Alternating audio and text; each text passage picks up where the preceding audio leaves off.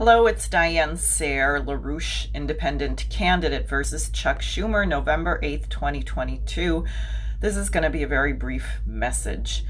First of all, let me say in response to some of you, the Queen of England was a genocidalist. I don't know why we're flying flags at half-mast. We had a revolution against the British Empire for good reason.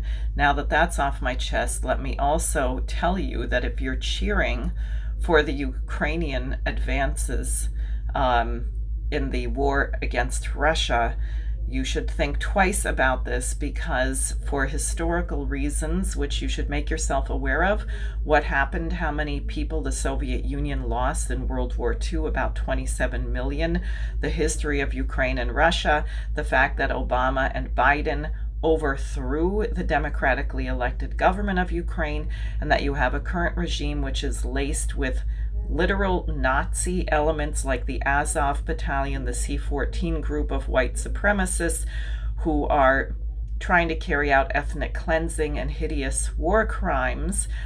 Russia cannot lose. Crimea is part of Russia. The Donbas republics were trying to simply not be shelled and be allowed to live in peace with special status, and the United States and NATO and the UK, instead of supporting the Minsk process, were arming, exacerbating, and training the Nazi elements. So I know the British position is that Russia must be defeated, but Russia is not going to be defeated. They cannot allow it. So if you insist on continuing to encourage the Ukrainians to fight to the death of the last Ukrainian, then Russia is going to take probably more and more aggressive actions because they cannot afford to lose. It is possible to get a negotiated settlement. Zelensky tried twice, the most recent in April. It was sabotaged by Boris Johnson, and this makes very clear that this war has nothing to do with Ukraine.